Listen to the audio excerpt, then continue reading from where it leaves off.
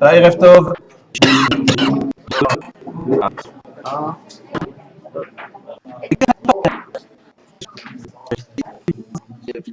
Nous reprenons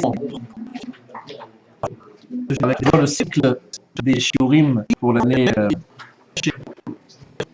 2016-2017, 1777. Et nous allons retrouver donc les photocopies. Donc vous avez ces sources qui sont devant vous. Elles sont dans la première table du côté du Aron HaKodesh. Donc vous pouvez lire les livres. Nous allons aujourd'hui étudier la paracha de Shoftim. Et nous allons plus précisément dans Parashat Shoftim étudier ce que les Kohanim, les Shotrim disaient avant d'entrer en guerre. Avant d'entrer en guerre, c'est dans le chapitre 20, chapitre Chaf, dans Shoftim, Shishit de Shoftim. Il y a juste 2-3 phrases qui ne sont pas devant vous, que je vais juste lire pour introduction. Juste le verset qui précède celui que vous avez devant vous. Vedibrou hashotrim el ha'am lemor mi ha'ish lana beit chadak lo chanachor yelech veyashov lebeto pen yamut bamilchama veishafer yachnechenu. Donc ce verset, vous ne l'avez pas parce que c'est absolument nécessaire. On va le voir dans quelques instants. Juste première question qui est posée. Donc on est juste avant de partir en guerre. Et il y a des shotrim, littéralement des policiers, enfin, des responsables de l'armée, des gens qui sont qui ont l'autorité, qui disent qu'il est l'homme qui a construit une nouvelle maison et qui ne l'a pas qui ne l'a pas inaugurée. Yelech veyashov le veto, qu'il retourne chez lui, pen yamut bamilchama, de peur qu'il meure pendant la guerre, veishacher yachnechenu, qu'un autre homme va l'inaugurer à sa place. Et là maintenant vous avez devant vous le texte. Vous voyez donc le texte de Shoftim, page 256 et 257. Ou Miha'ish, Asher Nata Kerem, Velo Chilelo, page 2. Donc qui est l'homme qui a planté une vigne et qui ne l'a pas rendu profane. Yelech veyashov le beto, pen yamut bamilchama veishacher yechalelenu. Qu'il aille et qu'il retourne à la maison, à sa maison, de peur qu'il ne meure dans la guerre et qu'un autre homme ne le rende profane. Ou Miha'ish, Asher Eras Isha Velo Lokacha, qui est l'homme qui est fiancé avec une femme et qui n'a pas prise. Yelech veyashov le beto, qu'il aille et qu'il retourne à sa maison. Pen yamut bamilchama veishacher yikachena, qu'il aille et qu'il retourne à sa maison de peur qu'il ne meure dans la guerre et qu'un autre homme ne la prenne. Veyasvu hashotrim medaber el ha'am. Donc dernière question, dernière proposition. Et donc les officiers parlent au peuple en disant Mi ha'ish hayare, qui est l'homme qui est craintif. Verach halevav, qui a le cœur au mou. Yelech veyashov le veto, il retourne à sa maison. Velo yimas et levav echav kilavo, et qui ne fasse pas fondre le cœur de ses frères comme son cœur. Donc voilà, 4 versets, 4 questions. On est avant de partir en guerre. Et on pose des questions qui sont les suivantes. 3 questions sur la vigne, sur la maison, sur les fiançailles et les fiancés, mais il n'est pas marié. Donc il a commencé un processus, on va dire. D'accord. Et il n'a pas terminé. Donc on l'invite à retourner chez lui pour pouvoir terminer son processus. Il est dispensé de faire la guerre. Et intéressant, ça se passe là, en amont. Genre, la première question que je vous pose là maintenant, c'est qu'a priori, on n'avait qu'à le dire avant de partir, quoi. C'est pas la peine de le faire au front. On n'a qu'à dire aux gens, écoutez, celui qui n'est pas, qui a une vigne, celui qui a une maison nouvelle, qui ne veut pas, simplement qui est chez lui, c'est la peine de le déplacer, puis l'amener au front, puis après au front, on dit, vous savez, si vous l'avez ça, vous retournez chez vous. C'est un peu étonnant comme présentation. Nous dit des motifs de son retour, parce que, en fait, normalement, c'est pas pour la maison ou pour la vigne qu'il doit rentrer. Il rentre parce qu'il a fait d'Averot. Le chassot et le chosrim bishvil Averot shebiladam, shelo yavinu shem baalei Avera. Qu'on ne comprenne pas que ce sont des baalei Avera. Juste pour vous donner un petit exemple, c'est quoi une Avera? C'est quoi une transgression? C'est un type qui a tué, volé, kidnappé, je sais pas moi, qu'est-ce qu'il a fait de grave? Quels sont les Averot pour lesquelles on rentre. Quelles sont les avérotes qui justifient de retourner à la maison? Vous voulez entendre ou vous préférez pas entendre? C'est peut-être mieux de ne pas entendre, mais je veux dire, finalement, vous êtes là, vous ne pouvez pas faire fuir, vous n'allez pas partir, vous restez là. C'est un Gemara Yerushalmi. Yerushalmi dit, c'est quoi l'avéra pour laquelle on rentre? C'est lorsque quelqu'un parle entre Yishtabach et Yotzer. Vous savez qu'on finit Yishtabach, donc les gens se disent, bon, on a fini Yishtabach, on a fini un groupe de Baruch Shama et Yishtabach, on a un bon morceau, Souké des Zimra, puis après on enchaîne, Baruch, on dit Baruch Atah Hashem Yotzer Ov V'Echosher, c'est les brachot du Shema. On n'a pas le droit de parler entre la fin de Yishtabach et le début de Yotzer. Donc quelqu'un qui a parlé à ce moment-là, s'il a une verra dans sa main, donc il peut retourner chez lui, parce qu'on ne sait pas, dans la guerre, pour pouvoir être sauvé, il faut être nickel. Lui, il n'est pas nickel, donc il doit rentrer chez lui. Pour montrer quand même le niveau de ces gens-là, quoi. Ce qu'on trouve, c'est un truc pareil, quoi. Pour cette raison-là, on rentre. On ne parle pas des grosses avérotes, des grosses transgressions. Un petit chose qui nous paraît vraiment pas du tout grave. Bon. Donc pour cette raison-là, déjà, on rentre. Alors, ici, le sujet que je voulais aborder ce soir, c'est justement la dernière phrase. La phrase de celui qui a peur, des avéros, celui qui... Alors, qu'est-il écrit dans le texte exactement? Loïmas et levav echav kilvavo. Il n'a pas le droit de faire fondre le cœur de ses frères comme son cœur. Donc, on va essayer ensemble de revivre la situation et on va essayer de comprendre que c'est une question qui est fondamentale. Alors, on n'est pas tous allés en train d'aller en guerre et prendre le rythme. Vous allez comprendre que je vais vous traduire ce qui se passe ici dans votre quotidien. Vous allez comprendre que la question, elle est vraiment pas simple. Donc, on a quelqu'un qui est là et qui va, il doit aller en guerre et il a peur. Bon, on lui dit n'aie pas peur. Il dit j'ai peur. Parce qu'il faut bien comprendre qu'au départ, on leur dit de ne pas avoir peur. Pourquoi? Vous ne l'avez pas ce verset, c'est juste avant. C'est écrit Shema Israël, écoute Israël. Atem Kevi Mayom la Milchama Shivechem. Allez, Rach Levavchem. Al Tirou, n'ayez pas peur. Al Tachpezou. Hashem Lokechem, Haolech Imachem, Nilachem Achem, Imoivechem, Loshiatchem. Vous n'avez aucune raison d'avoir peur. Voilà ce qui leur avait été dit au début de l'intervention. Pourquoi? Hashem Lokechem, Loshiatchem. Vous êtes protégés par Hashem Lokechem. On leur dit vous n'avez pas à avoir peur, Hachem va vous protéger. Eh bien, cet homme, il a entendu que Hachem allait le protéger, qu'Hachem allait le sauver, et il a quand même peur. Alors, il se pose une question, il se dit, écoutez, bon, moi j'ai peur, c'est vrai, d'un autre côté, j'ai fait des avérotes aussi, et puis, troisième chose, oui, mais ça va, j'ai peur, ça va, j'ai peur, je vais quand même. J'ai peur, c'est vrai, mais j'y vais quand même, parce que, finalement, je vais prendre le dessus. Est-ce que si cet homme nous pose la question, il nous dit, messieurs, j'ai peur, mais je voudrais rester. Qu'est-ce que vous me conseillez? Je reste ou je pars? Est-ce que c'est une obligation de partir? Voilà, c'est la question. Est-ce qu'il y a une obligation de partir si on a peur? Ou bien même si on a peur, on peut dire, écoutez, bon, j'ai peur, mais je reste quand même. Pas évident. Alors, il y a halachot gedolot, il y a un Ramban, Birchmanide, qui cite ici les halachot gedolot. Il dit quelque chose de terrible. Quelque chose de terrible. Le Ramban nous dit à la fin de son commentaire, il nous dit que les halachot gedolot disent que c'est un lave de la Torah. Il n'a pas le droit de rester. Celui qui a peur, il doit rentrer.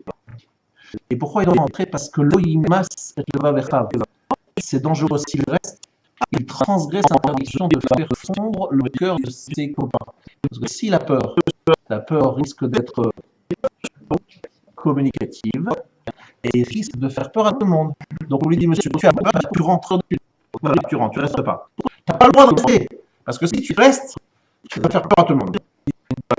C'est comme ça que dit la halachot de l'autre. On lave une interdiction négative de la Torah de rester en ayant peur, parce que en restant en ayant peur, c'est faire peur aux autres, et on est responsable des autres. On n'a pas le droit de faire peur aux autres. Alors, première question, quand même, attendez, c'est quand même quelqu'un de courageux, il a peur, il veut quand même rester, laissez-le, le pauvre. Non, il va influencer négativement les gens. Les gens vont voir qu'il y a quelqu'un qui a peur, et en fait, il devrait avoir zéro peur. Vous entendez? Il devrait avoir zéro peur. Tout le monde est confiant. On lui aura dit Hachem est avec vous. Il va vous sauver, vous n'avez pas d'avérote. Il n'y a rien, zéro problème, vous devez y aller. Alors, nous allons prendre la page 3, si vous voulez bien avec moi. On va prendre ensemble la page 3.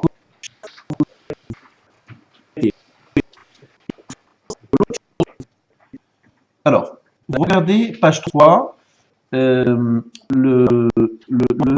passage 3, 3, page 3, page 3. Alors ça c'est Ramban. Adat Rabbi Akiva que mashma'o, selon Rabbi Akiva, il faut le comprendre tel qu'il est dit, qui mishigare achar avtachat Kohen. Écoutez bien, celui qui a peur malgré la promesse du Kohen, le Kohen vient de leur promettre qu'il n'y aurait rien, il n'y a pas de raison d'avoir peur. Celui qui a peur, il n'a pas confiance en Hachem comme il convient, il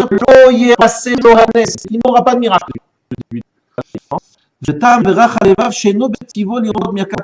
Il n'a pas dans sa nature la force de voir le feu, le glaive, l'assassinat, le sang qui a celui qui a peur, c'est qu'il n'a pas confiance. Il faut retourner parce que tu n'as pas confiance. Ça veut dire, on t'a dit que tu dois avoir pleine confiance, tu n'as pas confiance, eh bien tu retournes chez toi. Et pourquoi tu retournes chez toi? Parce que tu n'as pas confiance. Tu aurais dû avoir confiance. Et donc on lui reproche de ne pas avoir ce bitachon, cette confiance. Alors vient le Rav et comment? Arezé Shama Avtacha Mea Kohen, dit le Rav Volbot en commentant le Ramban. Il a entendu la promesse du Kohen. Chez Loïpol Nisarat Rosho Artsa, il a entendu que rien, que pas un cheveu va tomber par terre, il ne risque rien. Vayatzarich l'histoire Bachem, il aurait dû avoir confiance en Hachem. Aval Hulo Bata, il n'a pas eu confiance. C'est pour ça qu'il doit retourner chez lui. Il y avait l'obligation d'avoir confiance. Sauf l'obatach, en fait, on l'oblige à avoir confiance, mais comme il n'est pas arrivé à avoir confiance, eh bien, il ne doit pas partir. Et pourquoi il ne doit pas partir? Parce que comme il n'a pas confiance, il n'aura pas la miracle, il ne sera pas sauvé. Parce que, en fait, on peut obliger quelqu'un, on peut le forcer. Sur le bitachon, oui, on peut le forcer en disant « confiance ». Mais si cet homme ne ressent pas cette confiance, on ne peut pas lui demander d'aller en guerre n'ayant pas confiance. S'il n'est pas confiant, eh bien, la guerre ne réussira pas. Parce qu'il n'a pas eu confiance. Il doit avoir, regardez bien, ce que le peuple juif, dans sa madré, alors qu'il était dans son niveau le plus extraordinaire, le peuple juif était un peuple qui était capable d'entendre un Kohen. Vous allez en guerre, pas de risque, vous serez sauvé. Tout le monde entendait la parole du Kohen, tout le monde avait confiance en Kohen, personne n'a peur, on y va serein. Ça, c'est le peuple juif qui va en guerre. Celui qui a peur, qui rentre chez lui. Parce que s'il a peur, eh bien, il n'y aura pas le miracle. Il ne sera pas sauvé. Parce que le bitachon, c'est une madriga, c'est un niveau. Il faut y être pour pouvoir en bénéficier. Tu n'as pas ce niveau-là, retourne chez toi. Et tu n'as pas le droit de rester, parce que si tu restes, tu vas contaminer tout le monde et tout le monde va avoir peur avec toi. Donc, il faut que tu partes. C'est juste pour vous donner une image de ce que représente le peuple juif. Le peuple juif doit avoir confiance, je me dis, n'aie pas peur. N'aie pas peur. Le Kohen te dit, tu as besoin d'avoir peur. Hachem est avec toi. Vous voulez savoir que dans l'histoire juive, il y a le passage de Matot. Dans Matot, vous verrez là-bas, le peuple juif a fait la guerre contre Midian. Et au retour de Midian, ils ont fait le décompte, il ne manquait pas un seul juif, pas un seul blessé, pas un seul mort. Rien, tout le monde était retourné. Pourquoi? Parce que tous ceux qui sont partis, ils ont eu confiance, on leur a dit, vous repartez et vous reviendrez et vous serez tous sauvés. Et tout le monde a eu confiance, ils sont rentrés sans le moindre problème. Bon, si quelqu'un n'y arrive pas, il vaut mieux qu'il rentre chez lui. Voilà ce que nous enseigne ici Ramban. Il faut rentrer chez lui. Maintenant, nous allons voir et nous allons aller beaucoup plus loin dans la réflexion, qui est celle, en fait, de comprendre cette responsabilité qu'un homme a par rapport aux autres. D'accord? Le sujet du cours d'aujourd'hui n'est pas le sujet du bitachon, comme vous pouvez le croire maintenant. Le sujet du cours d'aujourd'hui, c'est justement cette interdiction de faire fondre le cœur des autres, cette responsabilité que nous avons envers les autres. Quel est le niveau de responsabilité j'ai envers d'autres personnes qui sont à côté de moi? Et là, on a l'impression qu'il y a l'âge de la Torah, l'interdiction négative de la Torah, d'être celui qui a peur, dont la peur risque d'être communicative et de faire perdre confiance à tous les autres. C'est une responsabilité. Alors, on va étudier ça au fur et à mesure, à travers différentes histoires, différents enseignements de notre Chachamim. Et on va dégager, Bezrat Hashem, une idée générale, voire très importante dans notre quotidien. Alors, pour commencer, donc je vais ici utiliser un mamar du Rav Chaim Shmulevitz. La première enseignement est basé sur une histoire. Je vais vous raconter une histoire, vous allez bien écouter. Et cette histoire-là est citée par la Gemara. L'histoire est la suivante. C'est un passage dans les rois, Melachim. L'histoire est la suivante. Il y avait là-bas Elisha. Vous en avez entendu parler du prophète Elisha. Le prophète Elisha, c'est un élève d'Eliaou Hanavi. Le prophète Eliaou et le prophète Elisha. Et il y avait avec lui un Na'a, c'est-à-dire un accompagnateur, son shamash, son proche, qui était avec lui. Et ils étaient menacés parce qu'ils étaient dans une ville autour de laquelle il y avait un siège. Il y avait une énorme armée qui voulait prendre cette ville. Donc ils étaient dans la ville, il y avait un siège, et ils sont dans la ville.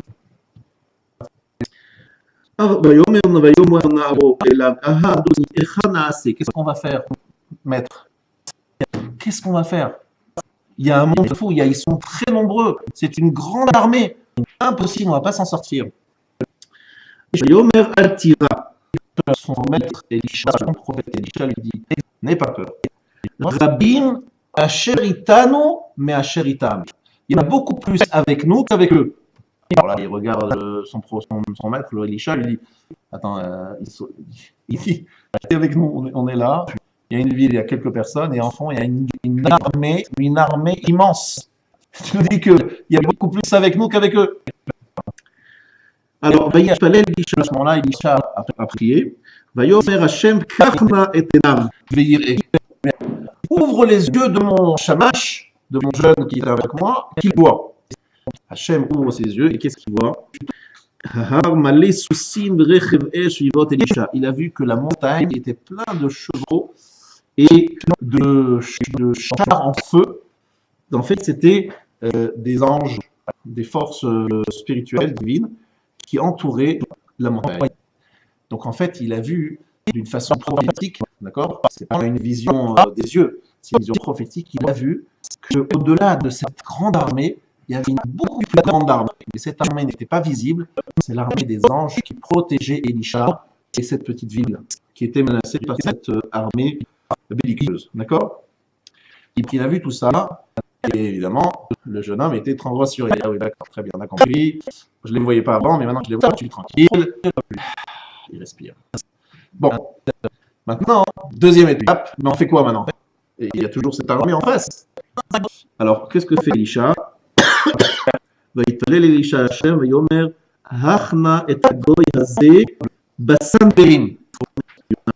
Il demande à Kadosh Baruch Hu de frapper ce peuple avec la cécité. Sanverim, ça veut dire qu'ils deviennent tous aveugles.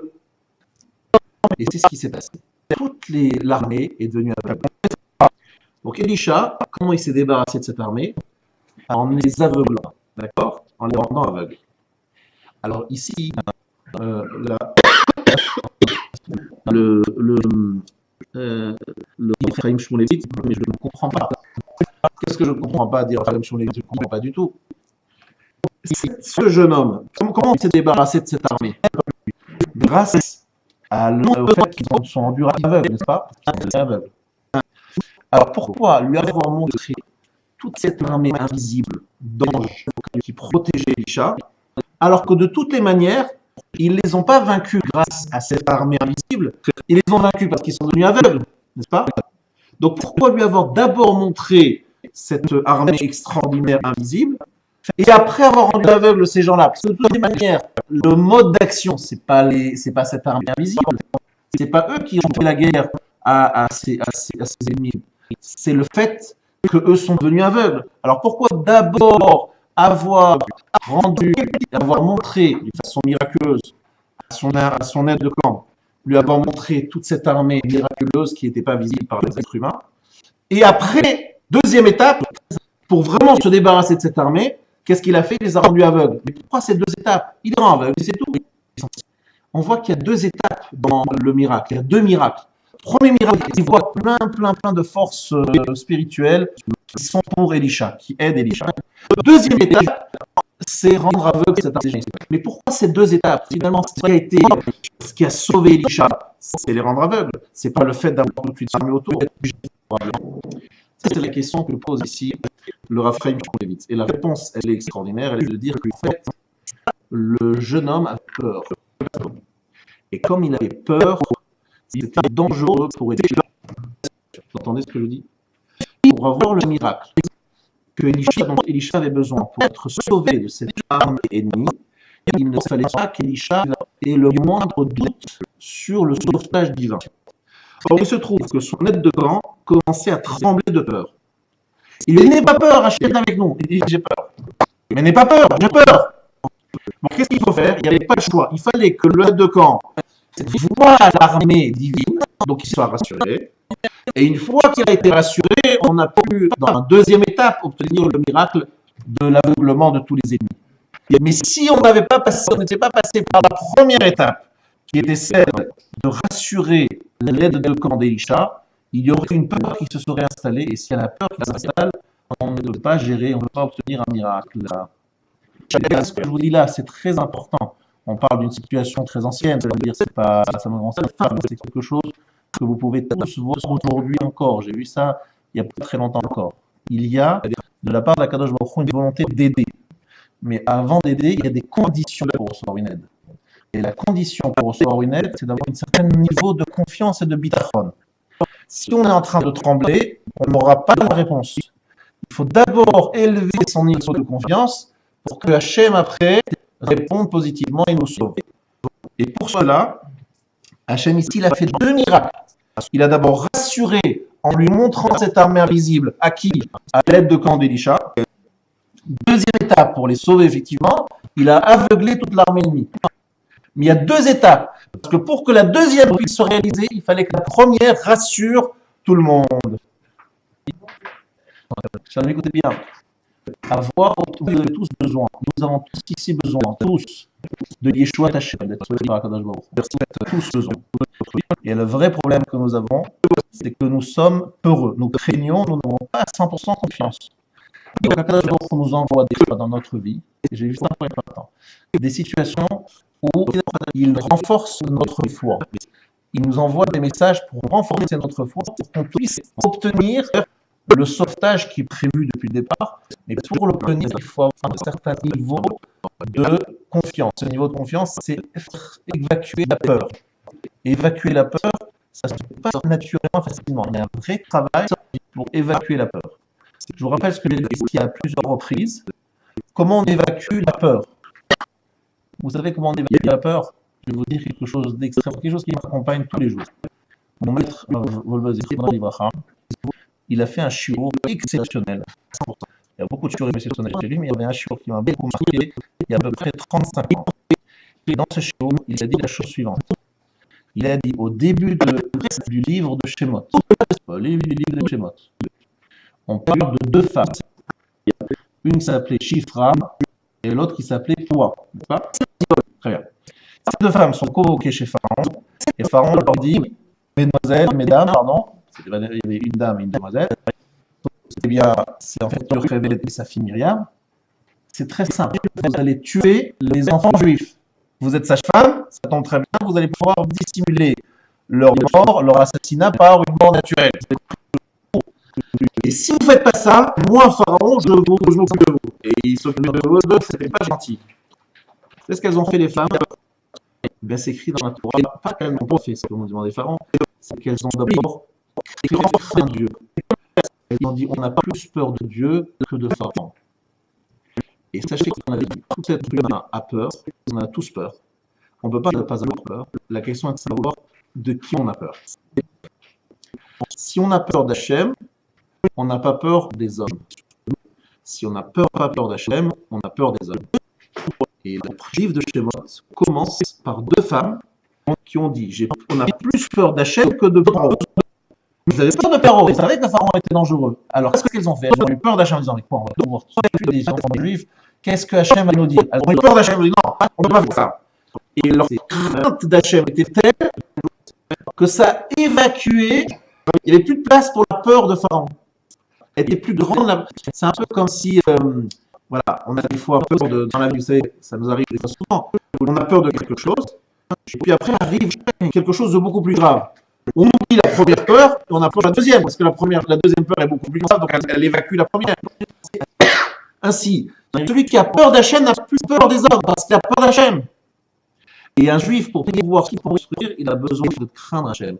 Et c'est ça, vous allez le Rav ici le livre de Shemot. Il commence comme ça, il dit, ça veut dire que pour sortir de l'exil, parce que c'est suite à cet acte-là, Hachem a récompensé ces femmes. Comment elle les a récompensées? Par la naissance de Moshe, qui a sauvé tout le peuple juif. Ni plus ni moins. Le sauvetage du peuple juif dépend de notre capacité de juguler notre peur, de l'orienter dans la peur d'Hachem plutôt que dans la peur des hommes. Et si la peur d'Hachem nous remplit le cœur et nous remplit la tête, on n'a plus peur des hommes. C'est clair ça? Donc en fait, cet enseignement-là, c'est un peu ce qui se passe ici. On a quelqu'un qui a peur des hommes, parce qu'il est devant une guerre, il a peur d'être tué, il a peur de voir le glaive, il a peur du bruit de l'arme, il a peur d'être tué, bref, il a peur. On lui dit, monsieur, tu n'as pas le droit d'avoir peur. Hachem, il t'a dit, tu dois avoir confiance en lui. Tu as peur, et Hachem n'est pas avec toi. Il vaut mieux que tu retournes chez toi. Et il vaut mieux que tu retournes chez toi, parce que si tu as peur, tu vas faire peur aux autres. Donc tu vas contaminer les autres. Donc retourne chez toi. Il y a une histoire, celui que je viens de rapporter dans Melachim, l'aide de peur d'Elisha. Il a peur, qu'est-ce qu'il faut faire? Il faut obligatoirement qu'il arrête d'avoir peur. Parce qu'il a peur, donc c'est pas bon. Personne ne va être sauvé. Il faut d'abord qu'il règle son problème de peur. Et comment il le règle? Par un miracle. Il voit les armées qui sont là, des armées spirituelles.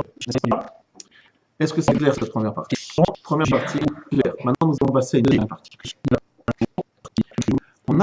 Je voulais qu'on lise ensemble une Gemara. Vous l'avez ici, à la page 3, référence 5.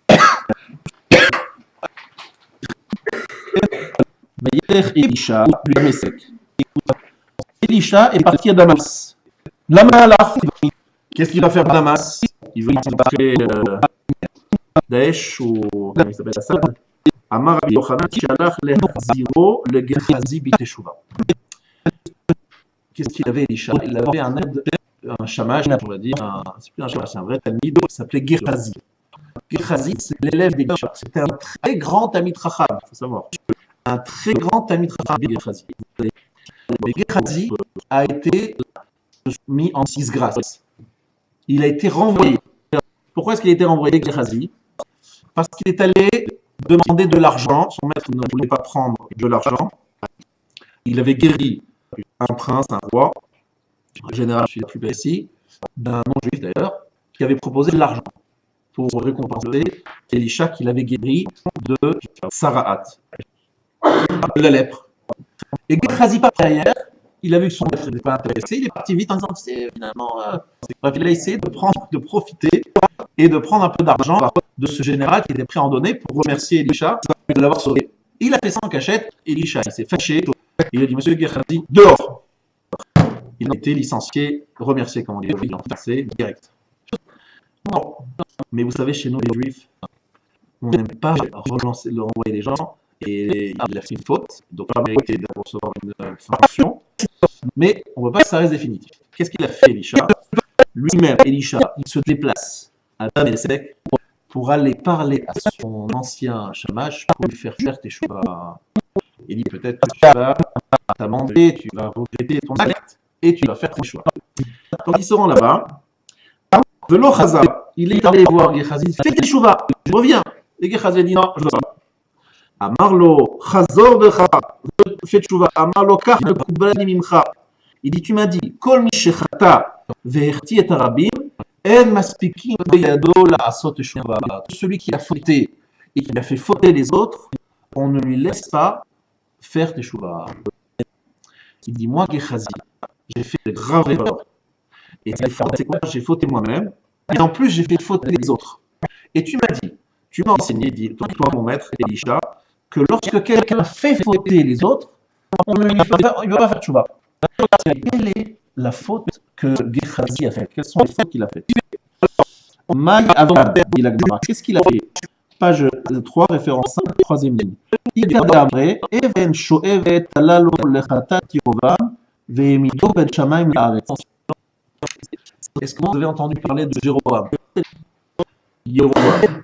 Donc Jéroboam, c'est un des deux rois qui a fait le schisme. Vous savez, après la mort de Shlomo, le terre d'Israël était partagé en deux. Et Jéroboam, il a mis en place des statues, des veaux d'or. Et ces veaux d'or, il a demandé qu'on les serve. Alors vous savez, c'était un peu l'idolâtrie, ça. Un petit peu quand même. Et qu'est-ce qu'il a fait Gehazi? Gehazi, il a fait en sorte de mettre, il était puissant, très très puissant, très intelligent, il a mis en place un système de champ magnétique très sophistiqué. Et il a fait en sorte que les statues soient suspendues en l'air grâce à ce champ magnétique entre ciel et terre. Ça veut dire qu'il a voulu faire l'illusion que c'est des idoles qui ont une force extraordinaire. Et donc il a voulu faire ce système de champ magnétique. Comment on le fait? J'imagine qu'il y avait des aimants puissants, mais comment ça fonctionne exactement? Je ne sais pas. Le côté technique, on en parlera en antenne si vous voulez bien. Mais il était très puissant, Gehazi. Il est allé être martyr, donc c'est faire fauter les gens, parce que les gens en voyant ça, ils disent oh, t'as vu ça? Cette idole, elle est en suspension dans les airs. On dit, oh là là, c'est une idole, ça, une idole qui arriverait à être suspendue dans les airs, c'est que c'est vraiment quelque chose de sérieux. Donc il a donné du respect, du kavod, de l'importance à cette idole, grâce à ce système-là. Certains disent que c'était un champ magnétique, d'autres disent c'est qu'il l'a fait d'une autre façon.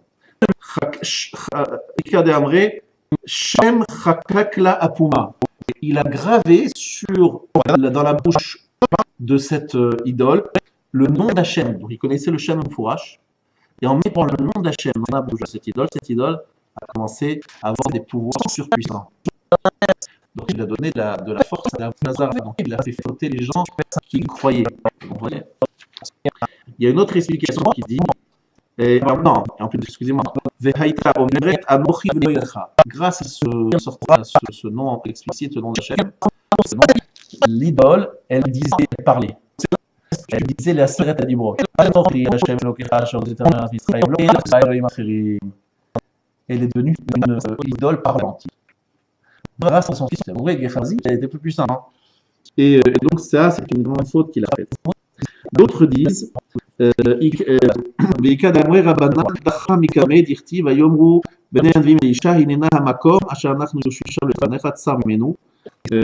est écrit la chose suivante, que lorsque Elisha a renvoyé Gehazi, eh bien, ça c'est la troisième explication, il y avait l'endroit devenu trop petit. Gehazi a été renvoyé. Le Beth Midrash dans lequel enseignait Elisha était devenu trop petit. Pourquoi c'est devenu trop petit, demande la Gemara? Parce que tant que Gehazi était là, il décourageait les gens à entrer et écouter le Rav. Le Yom Shlomo dit pourquoi il est découragé, parce qu'il se tourne, mais écoutez bien ce que je dis maintenant, j'insiste là-dessus, parce que vous allez voir que malheureusement, j'ai vu ça dans d'autres situations, et il faut bien écouter ce que vous dites. Gehazi se trouvait à l'entrée du Beth Midrash. Il y avait des élèves qui arrivaient pour écouter le cours. Mais Gehazi, c'était l'élève principal d'Elisha, et quand il le voyait dehors, il disait si l'élève il est dehors, c'est qu'il n'y a rien à faire à l'intérieur, c'est qu'il n'y a pas de cours, ou bien c'est pas intéressant, ou bien bon, il a fini, etc. Donc les gens, ils repartaient. C'est qu'il les a découragés de rentrer dans le Beth Midrash, écouter le Rav donner un shiur. C'est très attention, parce que des fois j'ai vu ça, ça arrive des fois ici ou ailleurs, des fois il y a des gens, ils sont à l'entrée de la synagogue, il y a un cours de Dvar Torah, du Rav, dans un Shabbat et des Torah. Il y a des gens qui sont à l'extérieur et qui disent ah, tu viens d'arriver, tiens, j'ai une bonne histoire à raconter. Ils commencent une blague, et le bonhomme, à cause de ça, il ne rentre pas. Écoutez, Laura, il dit ah non, je suis trop tard, je vais rentrer maintenant. Et finalement, il n'y rentre pas. Il faut faire très attention à vos tailles. C'est déjà grave d'être soi-même dehors, d'accord? Pour moi, si tu es dehors et étudie, mais qu'en plus, tu pousses les gens à rester à l'extérieur, à ne pas entrer à l'intérieur, c'est extrêmement grave de faire fauter les autres. Vous voyez par exemple des gens qui sont en train d'étudier et vous commencez à leur parler en disant tiens, tu connais la dernière, tu connais la première, tu sais ce qui s'est passé. Déjà, vous faites fauter les autres. Faites très attention. Au moins, si on faute, faites faire fauter soi-même, mais pas faire fauter les autres. faut jamais fauter, il faut pas fauter Bichlal, il faut pas fauter, mais au moins, si on faute, au moins le faire discrètement. Pas que ça entraîne d'autres à le faire. En tout cas, Gehazi, il a dit, moi je suis out, je ne peux pas faire tes choix. Pourquoi je ne peux pas faire tes choix? Parce que mes fautes, ce n'est pas que des fautes qui me concernent moi-même. J'ai découragé des gens d'entrer dans la maison d'études. J'ai fait en sorte que l'idole que a mis en place Jéroboam devienne une idole first class, qui parle, qui sur, qui vole. Donc, j'ai donné de l'importance à cette idole. J'ai fait fauter les Juifs à cause de ça. Je ne peux plus faire les chouvas. J'ai fauté et j'ai fait fauter les autres. On ne peut pas faire choix. Voilà pourquoi Gehazi. Alors là encore, le Rachon Lévis nous dit attention. La responsabilité que nous avons par rapport à d'autres. Je voulais donner ce cours en début du mois d'Elul, parce que je voudrais vous dire la chose suivante.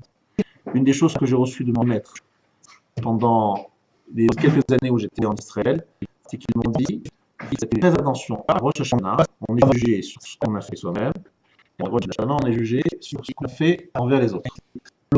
Donc essayons, même si on a du mal à se faire tes choix sur soi-même, de faire en sorte de stopper tout ce qui entraîne la faute chez les autres, ou tout ce qui peut au contraire nous motiver à faire du bien autour de nous. C'est faire en sorte que les autres avancent. Vous sentez que vous n'avancez pas trop, mais faites au moins en sorte que les autres avancent. C'est-à-dire qu'avant les jours de jugement, chacun a besoin de remplir sa valise de mérite, n'est-ce pas? Alors je vous dis, les mérites qui sont les plus forts, les plus méritants, entre guillemets, les plus puissants, c'est celui de faire du bien aux autres, de leur donner des mérites à eux. Est-ce que vous savez pourquoi? Je ne le savais pas. Ce que je vais dire maintenant, c'est un chidouche gadol. Je l'ai appris il y a quelques minutes, juste avant le shiur, et je ne savais pas du tout. Mais écoutez-moi bien, c'est un chidouche gadol, il faut que vous l'appreniez, parce que vraiment c'est extraordinaire. Écoutez-moi bien cette parenthèse, mais c'est une parenthèse qu'il faut se rappeler. Vous savez tous qu'on a une question qu'on a tous, comment est-ce que Esav a-t-il pu vendre son droit d'aînesse, n'est-ce pas? Comment est-ce qu'Esav a pu vendre son droit d'aînesse? Un droit d'aînesse, ça ne se vend pas pour un plat de lentilles. Un plat de lentilles, c'est combien? Pas grand-chose. Le droit d'aînesse, c'est quelque chose de spirituel, on ne peut pas vendre ces choses. C'est pas une bonne vente, ça ne veut rien dire. Et nos Chachamim nous disent, on voit de là que dans le monde de la spiritualité, dans le monde de l'âme Haïmet, la valeur d'une mitzvah dépend non pas d'une valeur, on va dire, universelle, elle dépend de l'importance que nous donnons à la chose. Ça veut dire qu'on va nous récompenser sur les mitzvot, c'est sûr, mais on va nous récompenser sur les mitzvot en fonction de la valeur que nous avons pour cette mitzvah, du respect que nous avons pour cette mitzvah, de l'importance que nous avons pour cette mitzvah. Prenons un exemple. Je suis en train d'étudier, et il y a quelqu'un qui m'arrête, il me dit « Tu connais la dernière blague ?» Non, je ne la connais pas. C'est écrit dans Picsou, dernière blague. Les Picsou en plus. Et il me donne cette blague, j'arrête quelques instants, et je recommence d'étudier. Après 120 ans, j'arrive là-bas dans le ciel, on me dit « J'ai étudié. J'ai beaucoup étudié, monsieur Akadash, il faut me rembourser. » Pas de problème, je le rembourse, je le paye. Je dis, il y a un problème, c'est que j'ai été à côté de quelqu'un, et lui, il a reçu beaucoup plus pour 7 heures d'études. On a tous les deux étudié 1 heure. Pourquoi lui, il reçoit plus que moi? Eh bien, la différence entre lui et toi, c'est très simple. Lui, lorsqu'on lui disait, j'ai une blague, j'ai quelque chose à raconter, une belle histoire, il disait, je suis en train d'étudier, je ne peux pas pour écouter une blague. Mais par contre, tu t'es arrêté. Ça veut dire que pour toi, une blague, ça a plus de valeur qu'un instant d'étude. Donc, ça veut dire que finalement, ça n'a pas tellement de valeur pour toi l'étude. Donc, on va te payer en fonction de la valeur que tu avais pour la chose que tu faisais. Ça veut dire que c'est très important de voir nos actes. J'ai donné ce chiot très de nombreuses fois, j'ai déjà expliqué plusieurs fois, je le dis juste à Gav aujourd'hui, c'est que faites très attention à garder la valeur de vos mitzvot. C'est que si vous répondez à n'importe quel appel pendant l'office, vous dites l'appel de Monsieur Tartampion, il vaut plus que la prière que je suis en train de faire. C'est ça que vous êtes en train de dire. Et c'est vrai à tous les niveaux de la vie. Chaque fois que vous vous arrêtez, vous faites un acte, vous arrêtez, vous coupez et vous faites autre chose, c'est-à-dire que l'autre chose que vous faites, elle est prioritaire, elle a plus de valeur que ce que vous étiez en train de faire. Faites très attention à cela. Moi, les enfants, ils me disent, papa et maman, ils n'ont aucun respect pour moi, ils ne me calculent pas. Je dis, tu es fou quoi, mais tes parents, ils t'adorent. Je dis, oui, mais Lorsque je parle à papa et maman, ça les saoule. D'ailleurs, la preuve, n'importe quelle personne qui les appelle lorsque je suis en train de leur parler, il dit excuse-moi 2 secondes, mon chéri, juste allô, allô, ah oui, et puis c'est des blagues, des trucs nuls, futiles. Là, elle a le temps, maman, mais elle a le temps, mais sans problème. Mais lorsque j'ai quelque chose à lui raconter sur ce que j'ai fait à l'école, c'est en plus la rentrée maintenant, même pas elle m'écoute tout juste. Et puis, toute interruption de n'importe quel appel, de n'importe qui, passe toujours avant ce que j'ai à lui dire. Donc, je dis-lui de cela, dit l'enfant, que ce que je dis n'a aucune importance, en tout cas est beaucoup moins important que tout ce que n'importe quelle copine peut lui dire au bout du fil. Ça, c'est un message clair de ce que, alors ça c'est dans le monde, dans ce Olam Hazé, dans le Olam Haemet aussi. Esav vayivez Esav et Abechora. Pour lui, la Bechora, c'est peanut, ça vaut rien. Ça vaut rien, la Bechora. Donc, on lui propose un plat de lentilles. C'est vendu ou c'est pas vendu? La vente est valable? Oui. Tu le méprises, ben, un plat de lentilles, c'est toujours mieux que ce que tu méprises. Comme la bourradenesse, tu ne lui donnes aucune importance, c'est vrai, c'est une bonne vente. La vente est validée. Alors ça, c'est vrai sur nos mitzvot à nous.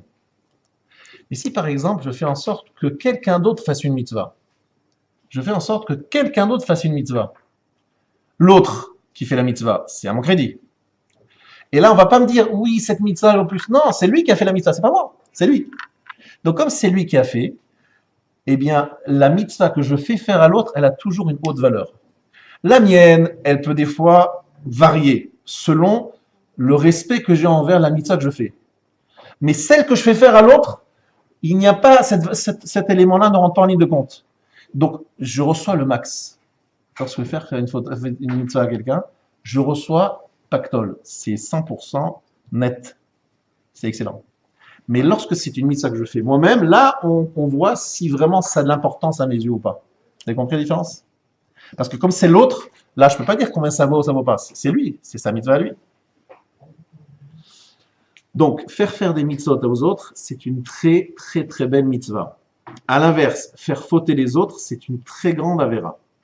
Et avant les jours redoutables, la première teshuva qu'il faut faire, c'est ce point-là. Qu'est-ce que je fais de faire, comment j'aide les autres à faire du bien et où j'entraîne les autres à faire du mal. Donc, par exemple, quelqu'un qui parle dans une synagogue, pour moi, c'est extrêmement grave. Pourquoi? Parce que, un, il parle, et deux, les gens qui le voient parler, ils voient que, bon, s'il lui parle, moi aussi, je peux parler. Et donc, j'entraîne les autres, je fais fauter les autres, parce que les gens me voient. Parce que je fais pas ça seul, les autres me voient. Donc, ils disent, bon, finalement, c'est pas tellement important. Si, par exemple, je suis dans une synagogue, il y a quelqu'un, un Dvar Torah, et je sors lorsqu'il y a un Dvar Torah, les gens disent, t'as vu, celui-là, il sort. Donc, s'il sort, c'est que le Dvar Torah, c'est pas, bon, toujours les mêmes choses, c'est ce rabbin, il radote un peu, il est pas. Bref. Donc, ça baisse la valeur des choses. Dans la vie, il faut se rendre compte des effets induit de ce que nous faisons. Nous sommes tous en train d'influencer les autres. Pour le bien, comme alors pour le bien, c'est un pactole, c'est extraordinaire ce qu'on reçoit, et l'inverse, c'est pas bon du tout. Donc il faut faire très attention à ces sujets-là. Si vous voulez faire une avéra, faites-la discrètement, s'il vous plaît. Et je vous raconte, il y a une Mara qui raconte cette histoire, qui avait une fois un Talmid Chacham, qui était pas tout à fait nickel, qui était pas bon, qui s'est mal conduit, et il a compris que les gens l'avaient vu, et il a décidé de déménager, parce qu'il savait qu'il avait une mauvaise influence sur les autres. Il a déménagé justement parce que il s'est dit, au moins, si je faute, les gens ne me connaîtront pas et je n'aurai pas une mauvaise influence sur les autres. Vous avez entendu jusqu'où ça va, ce point-là? Alors, le mieux, c'est de ne plus faire d'avérotes, mais si tu sais que tu vas en faire, au moins, fais-le discrètement. Voilà. Je ferme la parenthèse parce que c'était en fait une parenthèse que j'ai introduite. Je reviens sur la prochaine histoire. Je vais raconter encore une autre histoire. Cette histoire que vous connaissez à mon avis très bien. Echedami Chilul Hashem. Comment est-ce qu'on trouve le Chilul Hashem? Dans quel cas il y a un Chilul Hashem? Rabbi Yochanan Amar, Kegon Ana, de Masgina, Arba Amot Belotora. Rabbi Yochanan dit, dans quel cas il y a un Chilul Hashem? C'est moi, par exemple, Rabbi Yochanan, je marche 4 coudées sans étudier la Torah. Si les gens me voient marcher 2,32 m, 4 coudées, sans Torah, c'est un Chilul Hashem. Pourquoi c'est un Chilul Hashem? Écoutez bien. Les gens ne sauront pas que j'étais fatigué. Rabbi Yochanan était épuisé. Il ne pouvait plus étudier. Il n'arrivait plus. Il n'avait plus de force. Mais les gens, ils voient que Rabbi Yochanan n'étudie pas. Alors, qu'est-ce qu'ils disent? Les Médines, Imeni, Libatel, Mitalmud Torah. Donc, ils apprennent de moi de faire des batlanos, de perdre du temps. Ils me voient ne pas étudier. Eux, ils savent pas pourquoi j'étudie pas. Ils pensent peut-être que je n'ai pas envie d'étudier. En fait, j'ai envie, mais je n'arrive plus. Je suis épuisé. Mais les gens ne le savent pas. Donc, c'est un chilou Hashem. Un chilou Hashem. Ça veut dire, à Botaï, qu'il faut savoir que nos actes, nous sommes observés tout le temps. Vous êtes ici, considéré peut-être dans votre famille ou dans vos proches comme l'ultra-orthodoxe de la famille. Ou par vos amis comme l'ultra-orthodoxe du groupe de vos amis. Parce qu'on est toujours les religieux pour quelqu'un d'autre. Et je vous rassure, on est aussi toujours les non-religieux pour les autres. Donc là aussi. Mais on est toujours entre les deux. Quelqu'un qui est religieux pour tout le monde, c'est assez rare. Quelqu'un qui n'est pas religieux pour tout le monde, c'est rare. On est toujours un peu plus pour les autres. Donc on est tous un peu des repères et des référents. Donc notre façon de nous conduire va encourager ou décourager les autres à être dans la Torah et dans les mitzvot. Vous allez dire, mais c'est pénible, monsieur le rabbin, c'est pénible, c'est épuisant, n'est-ce pas? Vous avez raison. Donc, restez chez vous, tranquillement, entre quatre côtés. Là-bas, vous faites ce que vous voulez. Mais s'il vous plaît, lorsque vous sortez à l'extérieur, faites attention à faire semblant d'être des tzadkaniotes. Pourquoi? Parce que vous avez un exemple, et vous êtes un exemple, que vous le vouliez ou non. Alors, il y a une histoire que je voudrais ici partager avec vous. C'est celle de Yona. Vous connaissez tous l'histoire de Yona, le prophète Yona. Quand est-ce qu'on en parle du prophète Yona? On en parle à Yom Kippour, après-midi. Vous savez? Haftara de Yona. Alors, cette Haftara de Yona, vous le savez tous, l'histoire, tout le monde la connaît. Mais est-ce que vous connaissez l'enseignement qu'il y a derrière? Cette Haftara, c'est quoi? Il y a Yona qui a une prophétie. Hachem lui dit, tu vas chez Ninive, et tu veux leur dire, faites teshuva. Exhorte-leur à faire teshuva. Ce ne sont pas des juifs, hein. Exhorte-leur à faire teshuva, parce que s'ils ne le font pas, je vais détruire la ville. Et qu'est-ce qu'il fait Yona? C'est un prophète. C'est pas n'importe qui qu'Hachem y parle. Vous imaginez, c'est un tzaddik, ça veut dire. Qu'est-ce qu'il fait Yona? Au lieu d'écouter Hachem, il prend un bateau, il va en Chutz Laaretz, en dehors d'Israël, et il s'enfuit. Et qu'est-ce qui se passe dans la mer? Il y a une tempête, on cherche qui est le responsable, finalement, il avoue que c'est lui, on le jette à l'eau, il est récupéré par un poisson, il fait une prière, et Hachem le sauve, le poisson, le rejette près du rivage, et il est sauvé, et il va à Ninvé, et ce qui devait arriva, c'est que les non-juifs font teshuva, tout de suite. Ah ouais, c'est vrai, le roi descend de son trône, il déchire ses habits, et le suivent, tous ces sujets font la même chose. Et Yona, il est très énervé. Pourquoi il est très énervé, Yona? Pourquoi est-ce qu'il ne voulait pas Yona? C'est Hachem qui te demande d'y aller. Parce que Yona, il pensait au peuple juif. Il dit, si je vais chez les non-juifs, et ils font teshuva, Hachem a dit, regardez, les non-juifs, il suffit d'un prophète, et ils font tous teshuva. Les juifs, je leur ai envoyé 55 prophètes, impossible de leur faire teshuva. On leur parle, impossible de leur faire teshuva. Donc qu'est-ce qu'il a dit Yona? Si je fais faire teshuva aux non-juifs, ça sera un accusateur pour les juifs, qui eux ne font pas teshuva aussi vite que les non-juifs. Donc il a décidé de risquer sa vie. Il va risquer sa vie là. Il part et il fuit la parole de Dieu. Il prend des risques énormes, la tempête, il risque de se noyer. Il dit jetez-moi à la mer. Il est prêt à mourir. Surtout tout ça pourquoi? Pour protéger le peuple juif. Parce qu'il se dit ça sera un kitroug, un accusateur. Parce qu'Hachem dira moi, les non-juifs, il suffit de leur envoyer un prophète, ils font tous teshuva. Et les juifs, je leur envoie un prophète, deux prophètes, 50 prophètes, 55 prophètes, ils font pas teshuva. Qu'est-ce que je peux faire? Hachem va se mettre en colère. Donc Yona pense au peuple juif. C'est extraordinaire ce que Yona va être. Et pourtant, moi si j'étais à Kadosh Baruch Hu, j'aurais dit écoute Yona, c'est bien gentil, c'est pas ton problème à toi, je te demande de faire quelque chose, tu le fais, point. Et Yona il dit non, mais je veux pas, machin. Et qu'est-ce qu'il dit à Kadosh Baruch Hu? Il dit écoute Yona, t'as compris le message ou pas? Tu vas là-bas? J'y vais. Akadosh Baruch Hu continue à investir dans Yona. Pourquoi? Parce qu'il veut nous dire qu'en fait, Yona, c'est un grand bonhomme. Yona, c'est un grand bonhomme parce que lui, Yona, il est prêt à donner sa vie pour le peuple juif. Il est prêt à risquer sa vie pour le peuple juif. Et ça, Akadosh Baruch Hu dit, celui-là, je continue à le garder. C'est vrai qu'il me fuit, mais il me fuit pas parce qu'il est paresseux, il me fuit pas parce qu'il n'a pas envie de faire ce que je veux. C'est qu'il aime le peuple juif. Il est fou du peuple juif. Et nous, on a besoin, à Yom Kippour, de gens qui viennent intercéder en notre faveur. Heureusement, à Yom Kippour. Donc, on rappelle le mérite de Yona. Il y a quelques grands maîtres dans l'histoire qui ont été les avocats du peuple juif. Tous les tzadikim sont les avocats du peuple juif. Et ils sont là pour nous protéger. Mais là, c'est quand même aller très loin. Hein. Très très loin.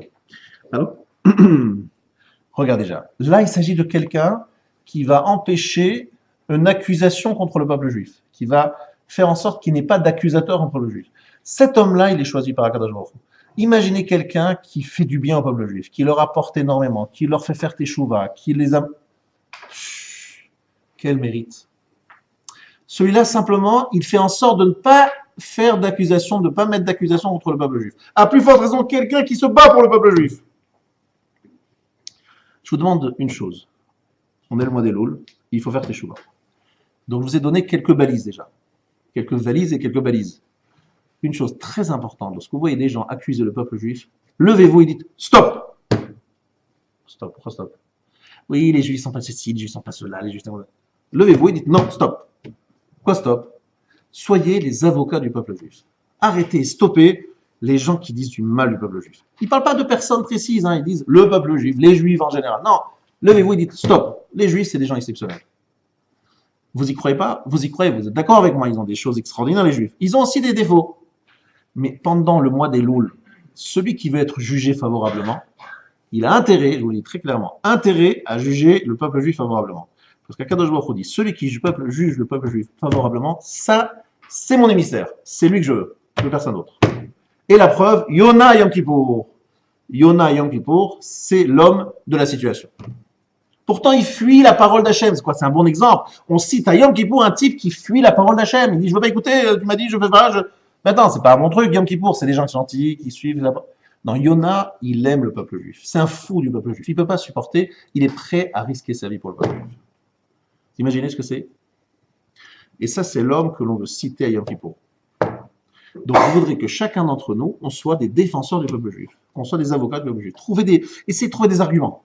Allez, travaillez cette nuit, et chaque fois qu'il y a quelqu'un qui parle du peuple juif, dis, mais non, les juifs, c'est des gens bien, c'est des gens extraordinaires, et c'est vrai, ils ont des choses exceptionnelles. Ils ont des défauts, mais c'est pas grave, on va s'installer, on va se focaliser sur leur qualité. Il y a eu dans l'histoire 3 personnes dont vous ne connaissez peut-être pas encore l'identité, mais je vais vous la révéler maintenant, par le mérite desquels nous sommes ici ce soir. Ils s'appelaient Hanania, Mishaël et Azaria. Vous avez entendu parler de ces 3 personnages? Hanania, Mishaël et Azaria. Alors, est-ce que vous connaissez le fin de l'histoire? Parce que peut-être que vous connaissez l'histoire, mais vous ne connaissez pas le fin fond de l'histoire. Hanania, Mishaël et Azaria, ce sont 3 dignitaires, c'est des juifs évidemment, 3 Talmidei Chachamim, Tzadikim, qui vivaient à l'époque d'un grand roi de Babylonie. Alors, regardez bien ce qui s'est passé. On leur a demandé de se prosterner, non pas devant une idole, mais devant l'effigie du roi, sans que ce soit une idole. C'est pas vraiment une idole, c'est pas d'idolâtrie, c'est juste un respect. Se prosterner devant le roi. Le roi avait une effigie, montrer leur allégeance à ce roi. Et Hanania, Mishaël et Azaria, ils sont allés voir le grand maître de la génération qui s'appelait Yecheskel. Le prophète Yecheskel, vous avez entendu parler? Il lui dit, dites-moi, est-ce qu'on doit donner notre vie en refusant de nous prosterner devant cette effigie? Ils ont demandé à Yecheskel. Yecheskel leur a dit, je vais poser la question à Kadosh Baruch Hu. Il lui répond, pas du tout. Pas du tout, c'est pas nécessaire, c'est pas d'idolâtrie. Et d'ailleurs, si vous faites, si vous donnez votre vie, moi je ne vais pas vous aider. Prenez vos responsabilités. Ça veut dire qu'on leur dit, par prophétie, qu'ils n'ont pas l'obligation de le faire, qu'ils ne seront pas sauvés s'ils le font, et qu'ils fassent ce qu'ils veulent. Donc finalement, Hanania, Mishaël et Azaria, écoutez, nous, on n'est pas obligé de le faire, mais c'est sûr que c'est un kiddush Hashem de le faire. On va donner notre vie, on sait qu'on ne va pas être sauvé, on sait qu'on n'est pas obligé de le faire, mais on veut le faire quand même. Bon, ils se laissent jeter dans la fournaise ardente. Fournaise ardente, c'est pas sympathique, c'est pas une mort agréable. Ils se font jeter dans la fournaise ardente. Il y a là-bas des dignitaires du monde entier. Et ils sortent vivants. Ils sortent vivants, et de là, c'est le début de la Géoula du Babylonie. De la délivrance de Babylonie a commencé à ce moment-là. Et il y a eu un miracle. Akadosh Baruch Hu leur avait pas promis de faire un miracle, au contraire. Mais eux, ils ont voulu montrer, alors ils n'étaient pas obligés, mais ils ont voulu montrer qu'il fallait éloigner l'idolâtrie à 100%. ne fallait pas qu'il y ait le moindre rappel et souvenir d'idolâtrie. Donc ils n'étaient pas obligés halachiquement de le faire, mais ils l'ont fait pour montrer une messirut nefesh, un don d'eux-mêmes, une vraie sacrifice, au-delà de ce qu'ils devaient. Au-delà de ce qu'ils devaient. Et ça a eu une conséquence incroyable. Vous savez ce qui s'est passé? Que les non-juifs, les goïms, ont cassé leurs idoles. Parce qu'ils ont vu ça, il y avait beaucoup de monde, je vous ai dit à ce moment-là, ils ont cassé leurs idoles, les goïms. Tellement ils ont été impressionnés par le miracle de ces Hanan et Michel Azaria qui ont été sauvés de cette fournaise ardente. Donc ils ont eu un résultat énorme. Énorme. Mais ils n'étaient pas obligés de le faire, et c'est parce qu'ils n'étaient pas obligés de le faire que c'est devenu quelque chose d'énorme. Vous voyez ce que je veux dire? Et là, le Rav nous dit la chose suivante. Vous avez compris que ce cours que j'ai voulu vous donner ce soir, c'est vous donner quelques exemples de notre responsabilité par rapport aux autres. De la même façon que celui qui a peur, il doit quitter l'armée, doit rentrer chez lui et ne pas faire peur aux autres et ne pas s'affronter, celui qui est fort et qui renforce les autres, c'est exactement l'inverse. Il a un mérite énorme. C'est-à-dire que la gravité d'influencer négativement les autres et la force de les influencer positivement. Et c'est sur ce sujet que je voulais commencer les cours du mois d'Elul. Parce que pour moi, c'est le plus grand secret pour passer au Rosh Hashanah. Premier jour de Rosh Hashanah, on est jugé sur ce que nous faisons et ce que nous avons fait. Le deuxième jour de Rosh Hashanah, on est jugé sur ce qu'on fait pour les autres. Et on est sauvé par le mérite des autres. Si les autres ont besoin de nous, même si nous-mêmes on n'est pas méritants, on est sauvé parce que les autres ont besoin de nous. Donc on peut soi-même ne pas être méritant, mais comme les autres ont besoin de nous, on passe le deuxième jour. Le deuxième jour, pas le premier. Le premier, c'est soi-même face à soi-même, face à Hachem. Le deuxième jour, c'est soi-même par rapport aux autres. Qui m'a dit ça? Rav Israël Salanter. C'est lui qui écrit ça. Et il dit le deuxième jour, c'est plus facile de sortir. Donc il faut avoir une influence positive sur les gens autour de nous. Donc ce que j'aurais voulu, très concrètement, à la fin de ce shiur, c'est que chacun ici se dise, qu'est-ce que je peux faire pour le peuple juif en sortant de ce shiur? Qu'est-ce que je peux faire pour le peuple juif? Comment je peux influencer positivement? Alors, on n'est pas obligé de penser à des gens qui se trouvent en Inde ou en Amérique du Sud. Pensez déjà à ceux qui sont pas loin de chez vous, qui sont autour de vous, à qui vous pourriez apporter des choses et les faire avancer. Et pensez aux mauvaises influences que vous pourriez éventuellement avoir sur certaines personnes dans votre conduite, que vous allez stopper. Et même si vous continuez à vous conduire mal, mais au moins faites-le en cachette. Pas de visu, pas que les gens sachent. Ne pensez pas que c'est hypocrite. C'est pas par hypocrisie, c'est pas pour faire semblant. C'est pour ne pas avoir une mauvaise influence sur les autres, pour ne pas décourager les autres. N'est-ce pas?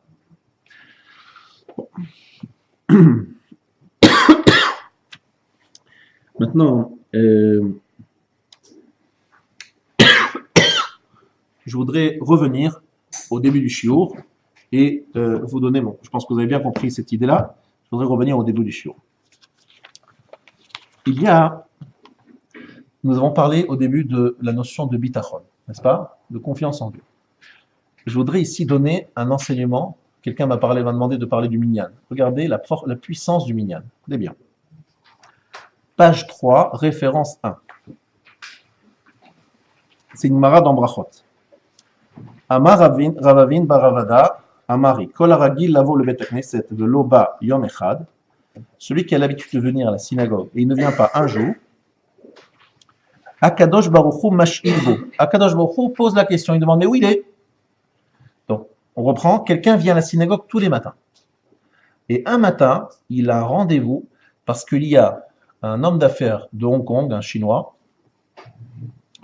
qui atterrit à 6 heures à Charles de Gaulle, Roissy, qui a juste un arrêt de 2 heures, après il repart pour Singapour. Enfin, c'est un petit détour quand même. Il a juste 2 heures. Donc il a dit, rendez-vous à Roissy, à l'hôtel là-bas, on fait une petite signature et je pars après.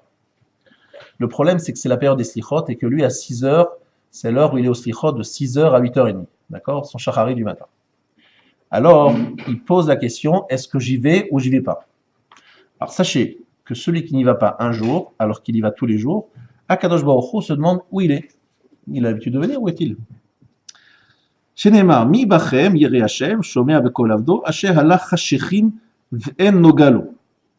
Qui est parmi vous celui qui craint Hashem, qui écoute la voix de son serviteur, qui est allé dans l'obscurité, ve'en nogalo. Im lidvar mitzvah halar, dit la Gemara, s'il est allé pour une mitzvah, nogalo, il aura la lumière. Vim lidvar reshut halar, en nogalo, s'il n'aura pas, il est venu pour une chose qui est facultative, il n'aura pas la lumière. Yiftar beshem Hashem, aitama davale liftar beshem Hashem lovatar, il aurait dû avoir confiance en Hashem et il n'a pas eu confiance en lui. En clair, il aurait dû dire la chose suivante. Écoutez, moi, tous les matins, j'ai rendez-vous de 6h à 8h30 à la synagogue. Monsieur de Hong Kong, vous êtes bien gentil, vous allez juste retarder votre tour, votre truc. Là, je suis pris de 6h à 8h30. À 8h30, je vous promets, je prends ma voiture, je vais à Roissy, là j'arrive, je signe et vous partez. Écoutez, monsieur, c'est pas possible parce que moi, j'ai déjà pris mon billet et je pars à 8h tapante. Donc vous avez 2 heures, pas plus. Écoutez, monsieur, je suis désolé, mais j'ai un rendez-vous. Ou bien, je dis non. Si je signe l'affaire avec ce monsieur de Hong Kong, je vais faire de grandes affaires et je vais faire beaucoup de tzedaka et je vais pouvoir aller très longtemps encore à la synagogue après et puis je vais pouvoir aider beaucoup de pauvres, etc. Je fais quoi? Dans ces cas-là, qu'est-ce qu'on fait? On pose la question au Rav. Le Rav, il répond Gmara brachot davav amudbet.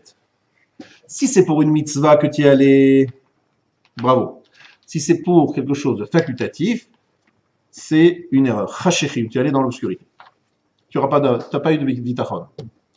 Je pose une question. Dites-moi, monsieur le rabbin, mais si je n'allais pas à la synagogue tous les matins, j'y vais jamais, ou très rarement, est-ce que j'aurais pu aller à Roissy? Réponse du rabbin, oui. Alors, parce que je vais à la synagogue maintenant, tous les matins, vous allez me dire que je ne peux pas aller à Roissy, je peux avoir ce signature. Je dis oui. Mais vous êtes fou, quoi. Je fais un effort. Tous les matins, je fais la synagogue. Tous les matins. Et juste une fois, je ne veux pas y aller. Parce qu'il y a vraiment un cas urgent, etc. Vous allez me dire qu'il y a un problème alors que j'y vais tous les matins. Alors que mon voisin, il ne va jamais ou il va très rarement. Il vient tous les lundis, jeudis encore. C'est pas tous les lundis, jeudis. Celui-là, pas de problème, il peut aller à Roissy, signer quand il veut, etc. C'est normal. Alors, vient le Rav, il nous explique. Il nous dit, écoutez, toi, tu es en Ligue 1. Et lui, il est en Ligue 2. Toi, tu es en Ligue 1, tu es celui qui vient tous les matins. Eh bien, celui qui vient tous les matins, Hachem, il le voit. C'est un peu comme dans une école, dans une classe. Il y a celui qui pose toujours les questions. Vous savez, il y a le bon élève qui est là, qui pose toujours les questions, qui est là, tata. Donc, le professeur, il y a 30 élèves, 35 élèves, 40 élèves. Dès qu'il rentre dans la classe, il cherche l'élève. Il est là, il n'est pas là, mais le bon élève, il le regarde. Tout le temps, il regarde. Est-ce qu'il n'est pas là? Il y a un autre élève, on n'entend jamais, il est très discret, un peu moyen, médiocre, machin. Même pas il regarde s'il est là, il n'est pas là.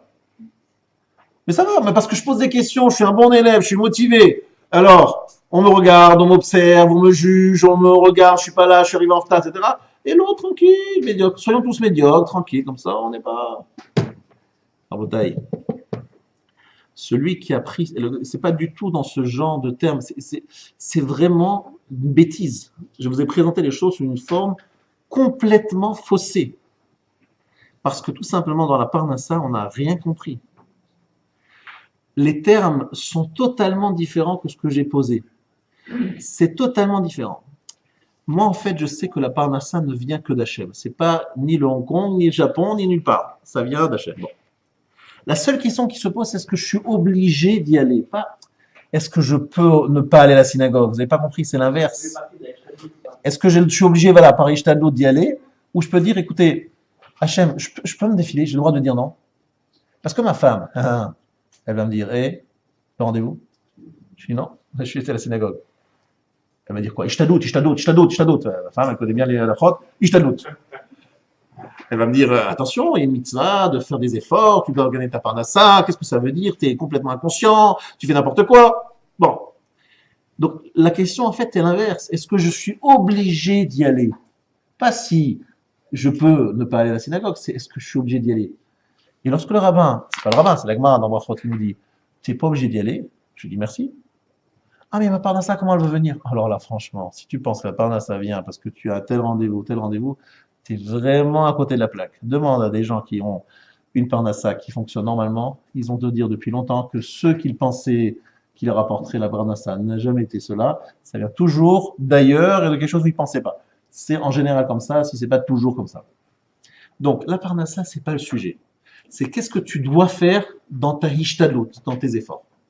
Donc, est-ce que j'ai le droit vu que j'ai une famille à nourrir, que j'ai des enfants, Baruch Hashem, qui grandissent, il va falloir les marier, vu que j'ai des dépenses, est-ce que j'ai le droit de dire à Akadosh Baruch Hu, Hachem, il y a ce type de Hong Kong, il est un peu bizarre, il vient juste à ces heures-là. Est-ce que j'ai le droit de lui dire, zut, oui ou non, tu m'autorises ou pas? Akadosh Baruch Hu, il dit d'en haut, oui, je t'autorise. Mais Akadosh Baruch Hu, on est bien d'accord, ma parnassa, tu t'en occupes, hein? Moi, je suis pas allé parce que tu m'as dit de pas y aller, mais tu t'en occupes. Je me dis, pas de problème, je m'en occupe. Sans problème. C'est mon problème. C'est plus le tien. C'est dans ce sens-là qu'il faut dire les choses, pas dans l'inverse. Les gens disent, est-ce que je peux ne pas y aller quand je veux? Mais pourquoi tu veux y aller? C'est super sympathique d'aller à Roissy à 6 heures du matin pour signer un papier avec un Chinois. Franchement, c'est pas ça. Ce qui est important, c'est de venir, de prier à la synagogue avec le minyan, répondre à Yeshme Rabbah, sortir la Torah, chanter ensemble, Hashem, Hashem, Kel Rachum V'Chanoun. Ça, c'est bien. Le reste, c'est pas intéressant. Donc c'est l'inverse. Est-ce que tu peux te dispenser de cet rendez-vous d'affaires en ne craignant pas que ça va t'enlever ta parnassa? C'est ça, comme ça qu'il faudrait poser les questions en bataille. On devrait avoir beaucoup de questions. Moi, j'ai jamais eu ce genre de questions. Je crois jamais eu cette question. On me rappelle en tout cas un type qui m'appelle en disant, Rav, est-ce que vous m'autorisez à ne pas aller à un rendez-vous d'affaires et d'étudier à la place, de regarder ma Kivut Titi Torah? M'autorisez-vous à ne pas y aller parce que je veux faire la Tfila Betzibur? Est-ce que vous m'autorisez? Je me rappelle plus avoir cette question. Je me rappelle pas l'avoir eu une fois. Et ça m'embête, parce que j'aurais voulu avoir ce genre de questions. Parce que c'est ça. C'est comme ça qu'il faudrait poser la question. Maintenant, vous allez dire, c'est facile pour vous, monsieur le rabbin. Vous n'avez pas de parnassa à gagner de la même façon. Vous êtes payé pour être à la synagogue. Hein, vous n'avez pas le droit d'être ailleurs. Vous devez y être. Hein. Donc c'est facile pour vous. C'est vrai. C'est une épreuve. Je ne dis pas que c'est facile. Je ne dis pas que c'est simple. Je vous dis juste quelque chose de très intéressant. C'est qu'à partir du moment où quelqu'un s'est habitué à venir à la synagogue, il rentre dans la Ligue 1. Et Akadosh Baruch Hu dit, celui-là, tu viens me voir tous les jours, je m'occupe de toi. N'aie pas peur. S'il y aura toujours des gens qui te demanderont à ce moment-là de venir ailleurs, n'aie pas peur, je m'occupe de toi, tu es partie de mes amis, mes proches, je te prends en charge. C'est-à-dire qu'on a le droit, lorsqu'on prend une habitude, une belle habitude, de demander à Hachem de se débrouiller, de nous trouver la parnassa dans les horaires où nous ne sommes pas occupés par la prière en communauté et par l'étude, par exemple. Vous comprenez? On a le droit de lui dire. Et lui s'en occupe. Yiftar Bachem. Tu es dans une armée, et devant l'armée, il y a un Kohen qui dit aux gens, écoutez messieurs, vous partez en guerre, n'ayez pas peur, vous rentrez tous. Il n'y a aucun souci, aucun risque. Je vais vous raconter une histoire qui s'est passée il y a exactement, je crois que c'était la deuxième guerre du Liban, c'était en 2006. Donc j'étais dans un shiur, il y avait là-bas le Rav Grossman, le Rav de Migdal HaEmek, qui m'a raconté qu'il a fait la chose suivante. Il y avait pendant la guerre beaucoup de désorganisation au niveau de Tzahal. Il y avait un vrai problème, ils n'étaient pas organisés, pas préparés. Et donc on débarquait chez lui, tout un groupe de plusieurs centaines de Tzahal, enfin de soldats de Tzahal, qui ont débarqué chez lui à l'improviste parce qu'ils l'ont appelé 1 heure ou 2 heures avant en disant voilà, on est sur le chemin vers le Liban, mais on n'a pas mangé, on ne sait pas où dormir, bref, Qatar, hein, c'était vraiment pas organisé. Il dit écoutez, bon, pas de problème. En quelques coups de fil, il a mis son cuisinier, il a acheté des machins, il a même mis un orchestre, il leur a fait un accueil magnifique. Et il y avait donc, c'était, je vous dis bien, des soldats de l'armée israélienne qui n'étaient pas religieux pour la plupart. Presque tous n'étaient pas religieux. Et lui les a accueillis, mais avec une générosité super sympa, adorable. Bon. Après, pendant la soirée, parce qu'il leur a fait la musique, etc., ils ont commencé à danser, à faire la fête. Ils partaient à l'armée, hein, juste à la guerre, juste entre nous. Et il reçoit un coup de fil. Et dans ce coup de fil, il y a quelqu'un qui lui dit, voilà, je suis un donateur, ils se connaissent depuis longtemps. Il y a le Sefer Torah, que j'ai promis. Il venait de finir un Sefer Torah qu'il devait offrir à la yeshiva du Rav. Il entend de la musique derrière. Il dit, mais quoi, c'est pas la guerre en Israël? J'entends la musique, la fête. C'est quoi la fête? C'est la fête, c'est la guerre. Il explique un peu ce qui se passe. Et à ce moment-là, le donateur, il dit, bon, finalement, j'ai décidé, je vous donne le Sefer Torah tout de suite, je vous l'amène un instant. Il a amené le Sefer Torah pendant la fête, et il a fait écrire à tous les soldats une lettre. Il leur a dit, par le mérite de l'écriture de cette lettre, je te promets que tu vas revenir en bonne santé à la maison. Et il a dit à chacun, mais attention, je vous demande juste une chose, c'est qu'à votre retour, vous passiez par cette yeshiva et qu'on fasse une fête comme on l'a fait ici avant votre départ, qu'on la refasse à votre retour. Ça, c'est la condition. Bon, ils ont dit d'accord, machin. Et puis il leur a donné une bracha à chacun et chacun était pleuré. C'était un grand moment d'émotion. Et ils ont senti vraiment une prière très forte de la part du Rav et surtout, ils étaient très honorés d'écrire une lettre dans le Sefer Torah. Après, ils sont partis. Il est allé les voir au front.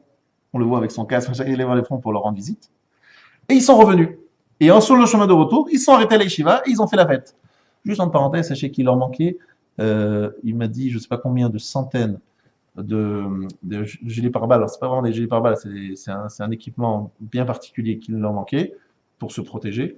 Il leur a commandé, il leur a donné, ça coûtait 80 000 $, hein, il leur a payé ça direct, et ils ont été livrés le lendemain. Juste, vous savez, en parenthèse. Donc, ils sont partis, ils sont revenus au même endroit. Tous, indemnes. Il y en a un qui a dit, je voudrais parler. Et il a dit la chose suivante, nous étions là-bas, en train de faire un campement au Liban, et l'un d'entre nous a fait une bêtise, il a allumé une cigarette. Et vous savez que lorsqu'on est dans l'obscurité totale, une cigarette, c'est terrible, parce que ça donne tout de suite l'indication à l'ennemi de l'emplacement où on se trouve. Et ça n'a pas manqué. Tout de suite après, il y a eu un lancement de tir, exactement à l'endroit où se trouvait un groupe de soldats.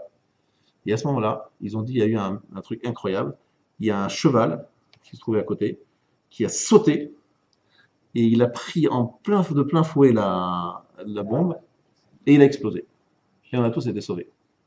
Il dit, voilà, le Rav dit, voilà, par le mérite de votre émouna, de votre écriture de Sefer Torah, et de votre engagement de revenir ici pour remercier Hachem, vous avez tous été sauvés, vous êtes revenus indemnes. Et vous avez reçu un miracle extraordinaire. Donc je me suis dit, je vais vous raconter cette histoire parce que c'est exactement une illustration moderne de ce que nous sommes en train de lire dans la paracha de ce Shabbat. C'est quoi l'illustration moderne? C'est qu'en fait, vous savez, Hachem, il attend de nous de la confiance. Mais pas n'importe quelle confiance comme ça.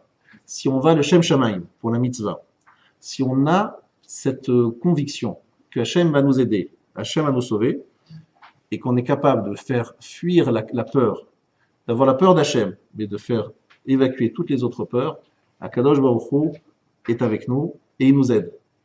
Et il nous autorise à tirer sur le crédit en disant Akadosh Baruch Hu, tu t'es engagé, tu dois faire. Et Hachem est présent. Et si évidemment on n'a pas confiance, on a peur, on réfléchit, on fait des calculs, Hachem dit bon, tu n'as pas besoin de moi, bah débrouille-toi tout seul. Débrouille-toi tout seul, c'est pas évident. Mais il attend qu'on l'appelle.